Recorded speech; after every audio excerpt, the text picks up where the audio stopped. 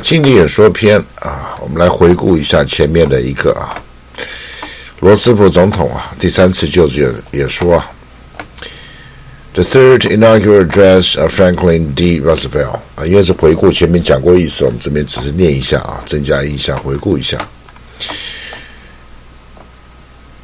On each national day of inauguration since 1789, the people have renewed their sense of dedication to the United States. In Washington's day, the task of the people was to create and weld together a nation. In Lincoln's day, the task of the people was to preserve the nation from disruption from within. In this day, the task of the people is to save the nation and its institutions from disruption from without. To us, there has come a tide in the midst of swept happiness. To pause for a moment and take stock, to regard what our place in history has been, and to rediscover what we are and what we may be. If we do not, we risk the real peril of inaction.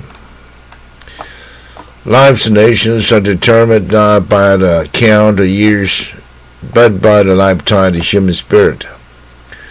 The life of a man is 80 years and 10, a little more, a little less.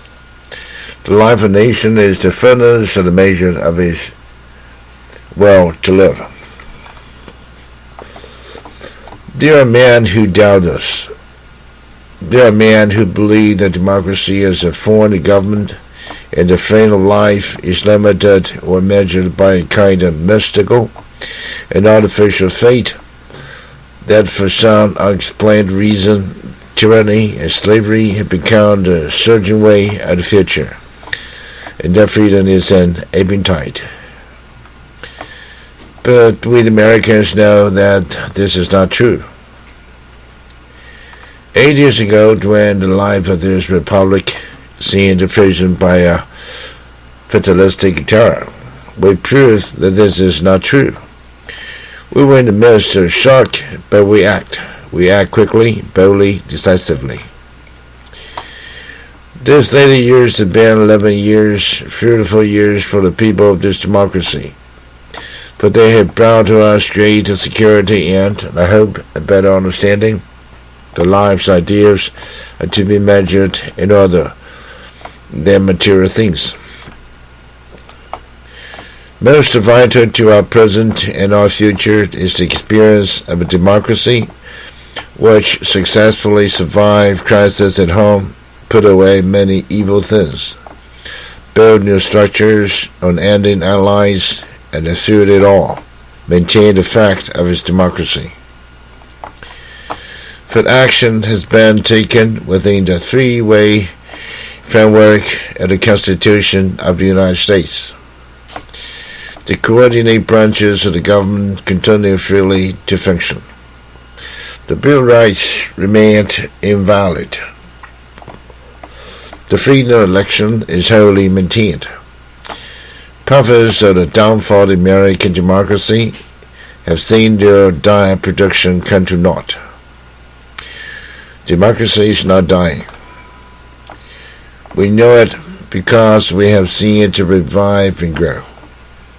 We know it cannot die because it is built on the hampered initiative of individual men and women joined together in a common enterprise, an enterprise undertaken and carried through by the free expression of a free majority.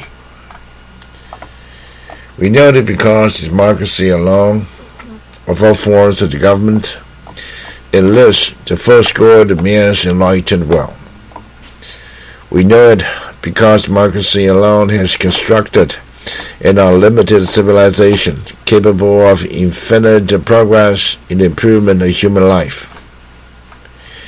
We know it because if we look below the surface, we sense that it is still spreading on every continent, for it is the most humane, the most advanced, and in the end, the most unconquerable of all forms of human society.